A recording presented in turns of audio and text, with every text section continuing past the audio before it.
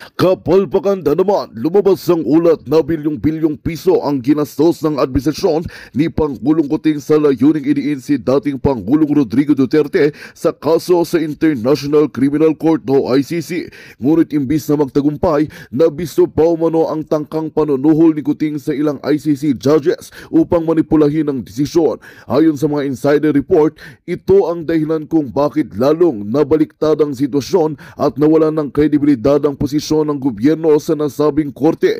Sa kabila ng mga pagtatangka ng administrasyon, tuluyan ng pinayagan ng ICC si dating Pangulong Rodrigo Duterte na makauwi ng Pilipinas sa ilalim ng humanitarian grounds. Batay sa mga medical findings, hindi raw sapat ang kondisyon ng kalusugan ni Duterte upang manatili pa sa ibang bansa. Agad itong ikinatuwa ng kanyang mga taga-suporta at sinabing ito ay patunay ng kabiguan ng kasalukuyang administrasyon na gamitin ang batas para sa pansariling interes. Dahil sa sunod-sunod na kontrobersya at umano'y pagkakasangkot ni Kuting sa mga sindikato ng droga, muling nabuhay ang panawagan para sa isang people power tree. Maraming mamamayan ang nadidismaya sa kawalan ng malinaw na direksyon ng kanyang pamumuno at sa tila paulit-ulit na pagkakasangkot niya sa mga katiwalian. Ayon sa ilang grupong sibiko, panahon na raw upang muling manindigan ang sambayanan para sa tunay na pagbabago at pananagutan. Patuloy po naming susubaybayan ang kaganapan sa isyong ito. At yan nga ang balitang ating pagkakatutukan. Ngunit bago ang lahat, siguraduhin mag-subscribe at ihit ang notification bell para sa patuloy na pagtutok sa mga silap ng bagong balita sa tunay na boses ng masa.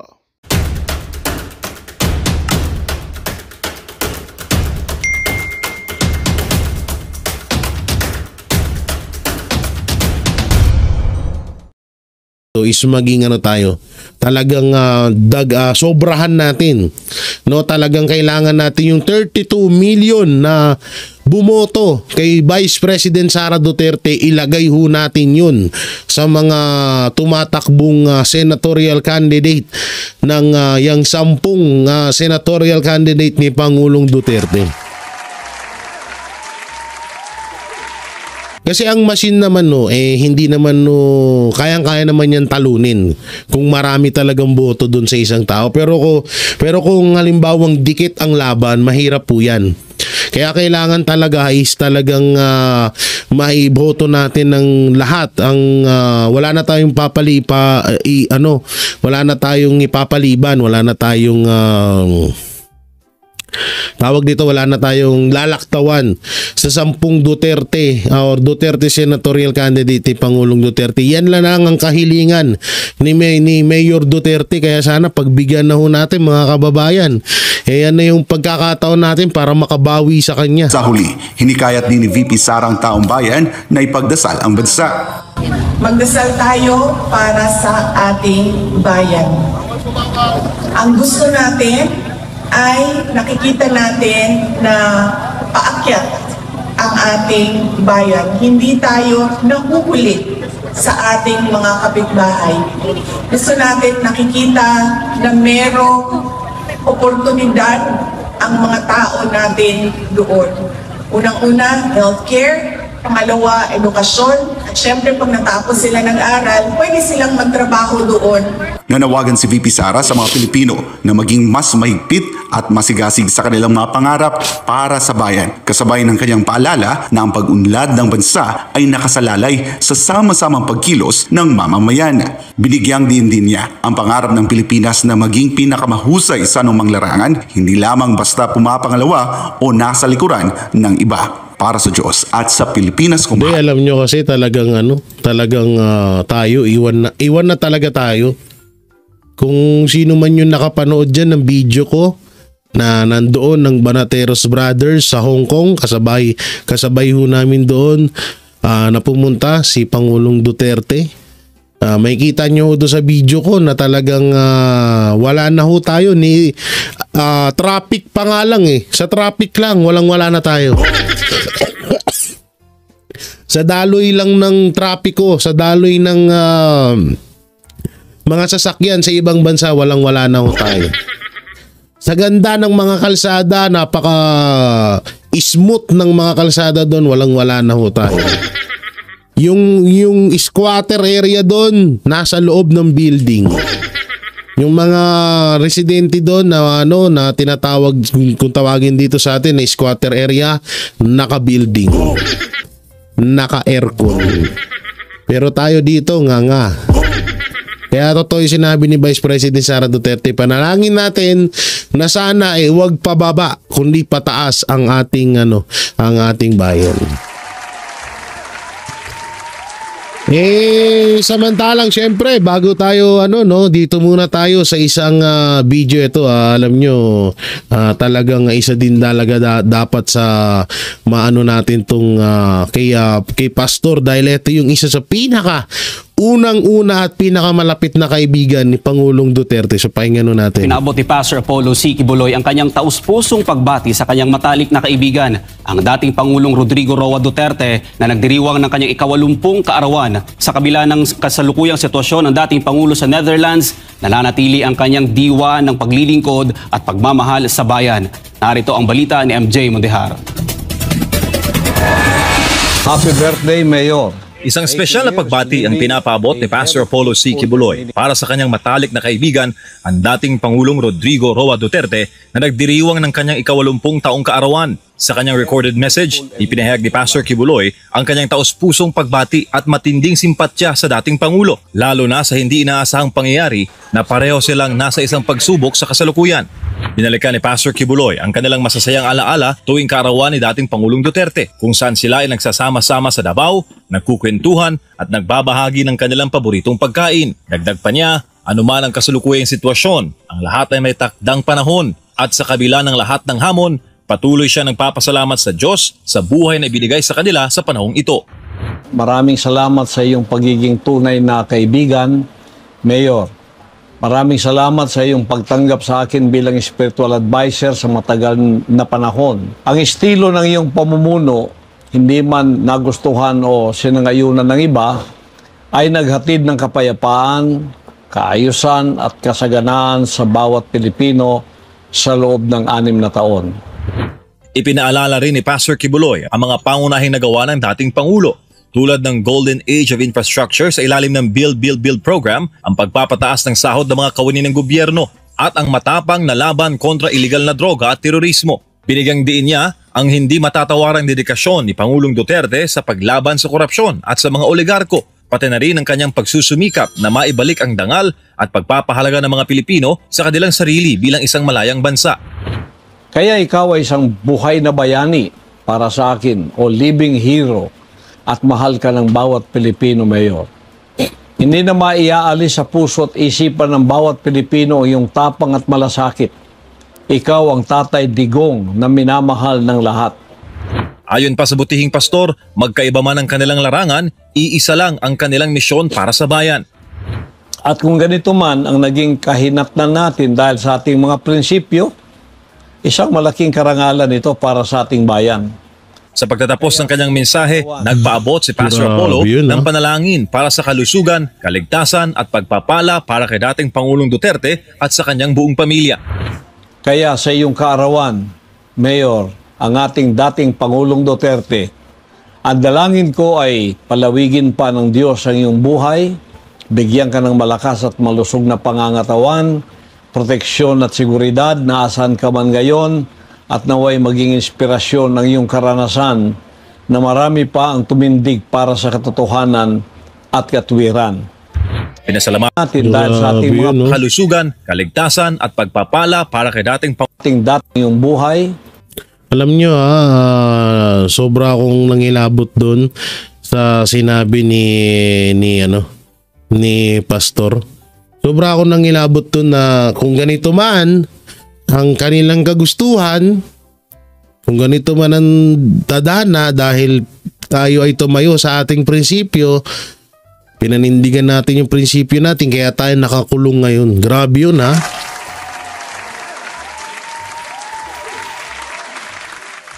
Pero Pastor, ang ganda ng motor mo dito. Hindi, nakita ko yung isang motor. Hindi kasi nakita ko dun guys sa Kingdom, ang gaganda ng mga motor ni Pastor na nagra-ride sila ni Pangulong Duterte talaga nun. Di alam nyo, yan nga yan din ng katwiran namin ng mga banateros na Kaya hindi kami natatakot eh. Hindi kami natatakot na kung ano man mangyari sa amin kasi ano na sa amin to eh, kapag nakulong kami, pag pinapatay kami ng mga kalaban, so parang karangalan pa sa amin yun kasi nga eh, biruin mo, isang tao na tumindig sa kanyang prinsipyo ang ginipit at pinahirapan dahil sa pagtindig niya sa kanyang prinsipyo. Isang karangalan ho talaga yun. Na ganyan ho ngayon ang naranasan ng dalawang bayani ng bansa na si Pastor Apollo C. Quiboloy at si Pangulong Duterte. No? Alam nyo, kaya nga sabi nila kung talagang alam nyo yung lahat ng nangyari kay Pastor ay nangyari kay Pangulong Duterte. Kung nung panahon pa lang, nung una pa lang, kumilos na tayo noong panahon na ginigipit ang KOJC at si Pastor, kung noon pa lang kumilos na tayo, hindi sana nangyari ito eh. Hindi sana nangyari na nakuha si Pangulong Duterte, dinala sa Netherlands. Noong panahon kasi talaga noon, medyo nagdadalawang isip yung tao na, ay, kaya lang ginawa kay Pastor yan dahil magkalaban sila ni Marcos. Hindi eh. Kaya matagal na ho namin sinasabi sa inyo na kung kayang gawin kay Pastor Apollo C. Quiboloy at sa KOJC, kayang gawin sa inyo. Hindi kami nagkamali. Ginagawa kay BP Sara, ginawa na kay Pangulong Duterte. Alam nyo ito kung ano lang kasi talaga nagkamali etong mga anti-Duterte kay Pastor. Kasi kung hindi sila nakapagsampa ng kaso laban kay Pastor Apollo Quiboloy, na kahit na matagal na yung kasong, matagal ng dismiss yun, kung hindi sila nakapagsampa nun, nadala din nila itong si Pastor Apollo C. Quiboloy sa Netherlands. Yun ang totoo dyan. Tingnan nyo, paulit-ulit na sinasabi ni Pangulong Duterte na sampahan nyo ako ng kaso, haharapin ko sa korte. Bakit hindi sinasampahan ng kaso si Pangulong Duterte? Kasi nga may plano sila na dalhin sa Netherlands. Ilang beses na ho namin inulit yan. At hindi nyo pa rin po kami pinakinggan at sinasabihan nyo pa nga kami na kayo mga bayaran kami, ganito ganyan. Ano nangyari ngayon? Asa na si Pangulong Duterte? Diba? Hindi ko naman sa sobra kayo sinisisi, pero kung nung una pa lang naginigipit ang KOJC at si Pastor, nung una pa lang naniwala na tayo na ganun talaga ang gagawin kapag ikaw ay kumalaban o ikaw ay isa sa mga hadlang sa playbook ni Marcos sa magpanghabang buhay na mamuno or maging pangulo sa bansa, na maipasa niya pa sa kanyang mga anak, sa kanyang mga kamag-anak, talagang gigipitin at tatanggalin niya. Kung naniwala lang sana kayo, si Pastor nakalabas na sana, si Pangulong Duterte kasama sana natin ngayong kaarawan niya. Kaso wala eh. Kaya sana wag na ho tayong maging matigas ang muka. Kung ano po yung sinasabi ni Tatay Digong, kung ano po yung sundin na lang ho natin at yun naman talaga ang makakatulong sa bansa natin.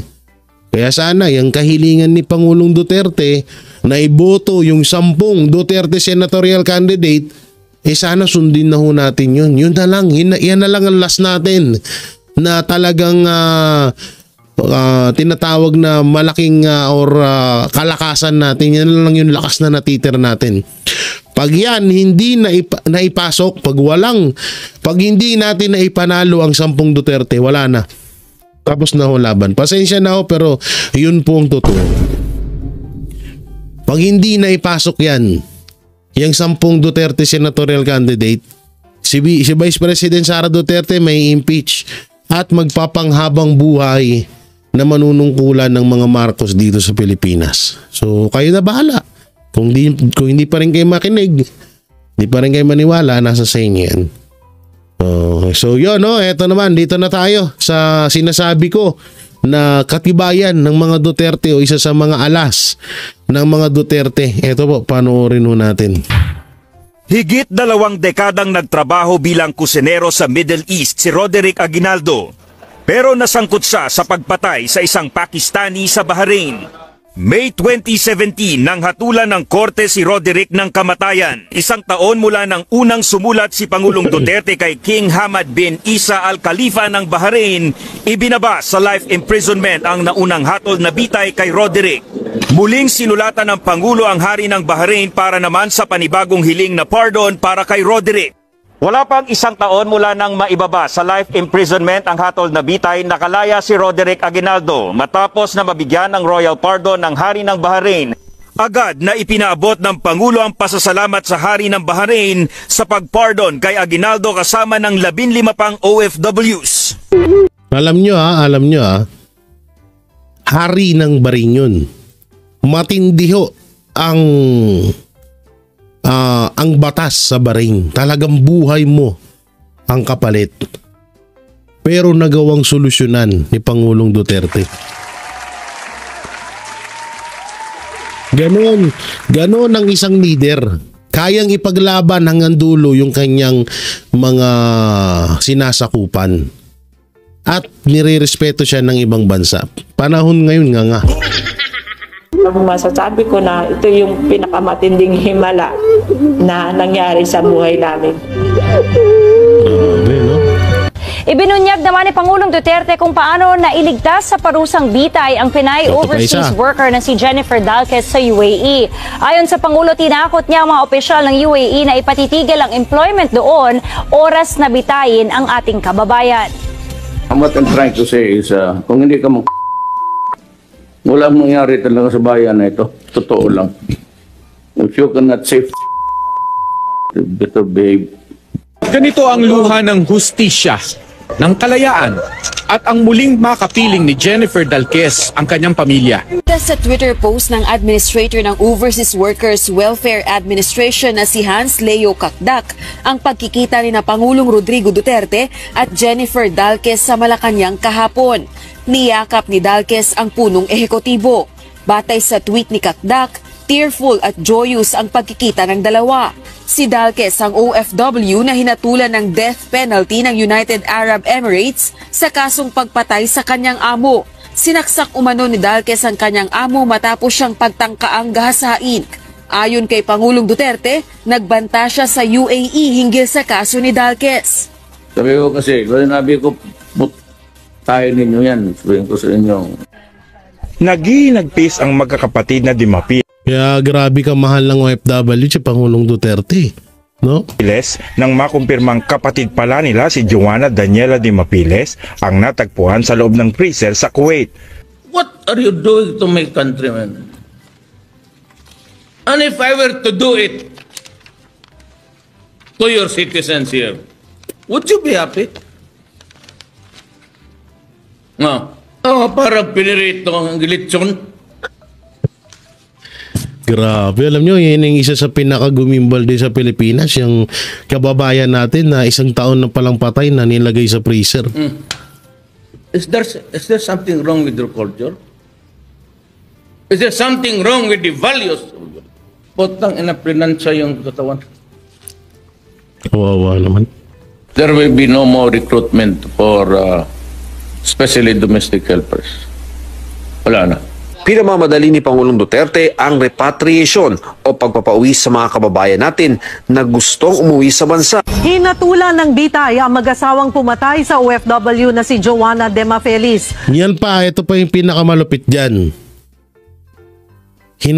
Yung mga tiga-ibang bansa ang nababaliktad nung panahon ni Pangulong Duterte. Talagang hindi niya hinahayaan na mapahamak yung mga kababayan natin OFW. Tignan nyo dito sa parting to, yung mag-asawa pa yung nahatulan ng bitay. Tutuloy natin. Sa kabila nito, hindi pa rin daw aalisin ng Pilipinas ang ipinatupad na OFW deployment ban sa Kuwait. Umaaksyon si Bin Santos. Nabawasan daw kahit paano ang bigat na nararamdaman ng mga kaanak ni Joanna Demafelis, ang OFW na pinatay at itinago ng kanyang mga amo sa freezer sa Kuwait. Bitay kasi ang naging hatol ng korte sa Kuwait sa mag-asawang sospek na sina Nader Esam Asaf at Mona Hasun. Sinalubong ni Pangulong Duterte ang mahigit 100 OFW na umuwi sa bansa mula Kuwait sa NAIA kagabi. Sila ang nag-apply ng amnesty kasunod na anunsyong total deployment ban sa nasabing bansa. Hindi ko nagustuhan at saka hindi ko na masikmura. Sabi ko, pauwin mo lahat. Walang pera, mag-knockout ng aeroplano kung sino dyan, basta pauwin mo lahat. I'd like to say that again, welcome. I love you as a Filipino. Mahal ko kayo. Hindi po ako papayag na samantalayin kayo. Kinumpirma ng Department of Foreign Affairs. Ito naman. Ito yung pangulo nyo ngayon. Pakinggan ng maigi. Saksak sa inyong kukuti. Pakinggan. Affairs na binitay noong October 5 ang isang Pilipino sa Saudi Arabia dahil sa pagpatay sa isang Saudi national. Ayon kay Romel Romato, Charge d'Affaires Philippine Embassy sa Riyadh, isinagawa ang pagbitay ng walang abiso sa pamilya nito o sa embahada alinsunod sa lokal na batas. Naharap ang Pilipino sa parusang kisas o retribution kaugnay ng alitan sa pera. We tried everything, and for many years, and the Saudi government really tried to look and to be sure that the judgment of hanging was actually deserved. Deserved daw. Putangin na mo. Noong panahon ni PRRD, biglang napasulpot si Kevin Hart. Deserve ng Pilipino, ng kababayan natin yung nangyari sa kanya doon. Baka kaya niya pinatay yun dahil baka pinagtatangkaan din siya. Yan, ito yung tunay na ebidensya na talagang walang pakialam ang administrasyong Marcos sa mga Pilipino. Ang liwanag Ang liwanag na sinabi. Pamilya nito o sa embahada alinsunod sa lokal na batas. Naharap ang Pilipino sa parusang kisas o retribution kaugnay ng alitan sa pera. Hindi mo, alitan lang pala to sa pera. We tried everything, and for many years, and the Saudi government really tried to look and to be sure that the judgment of hanging was actually deserved.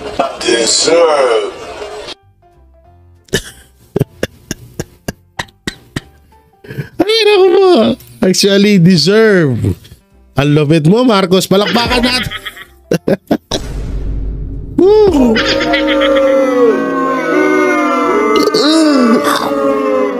Tindi. Grabe.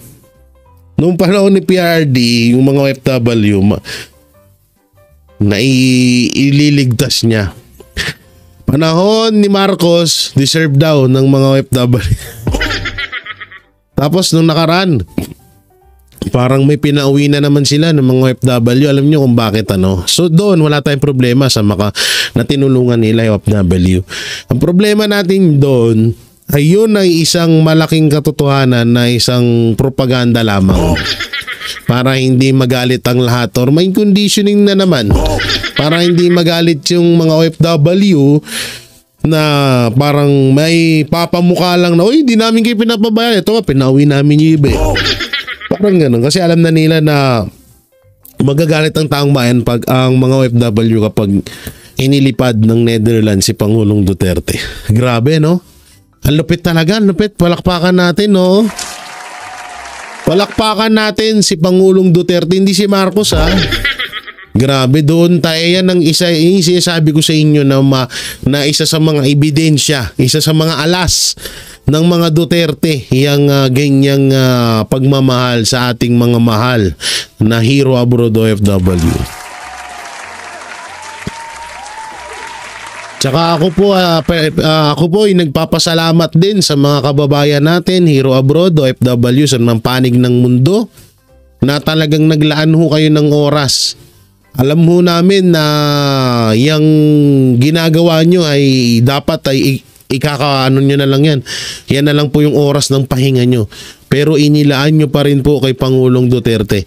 Kami pong Banateros Brothers ay lubusong nagpapasalamat sa ginawa nyo at talagang saludo po kami sa inyo sa inyong malasakit sa kay Pangulong Rodrigo Roa Duterte. Hindi ho matatawaran ng anumang pera, ng anumang material na bagay ang pagmamahal at pagmalasakit sa isang tao. Hindi ho mapapalitan ng kahit ano man yan. Kaya kami po ay lubos na nagpapasalamat. Yun po mga Banateros, anong maikukomento nyo sa napanood nyo? Lalong-lalo na ho dito sa video ni Pangulong Duterte at video ni Marcos Jr. Comment nyo lang po dyan sa baba. Siyempre, don't forget to like, share, comment, and subscribe sa ating YouTube channel. May pindot na lang din po yung bell button at pakisabay na rin po ang super thanks at join button para lagi tayong updated sa ating mga video araw-araw. So yun, maraming salamat po. Ingat po kayo palagi. God bless and peace and bye-bye. Magandang balita ang hatid namin sa inyo ngayong araw. Sa pagtatapos ng aming balitaan, nagbigay kami ng mga mahalagang impormasyon. Maraming salamat sa pagtutok at pagsuporta sa aming programa. Huwag kalimutang manatili sa mga susunod na araw para sa mga bagong balita at mga kwento na dapat nating abangan. Mula sa Boses ng Masa, magandang araw Pilipinas!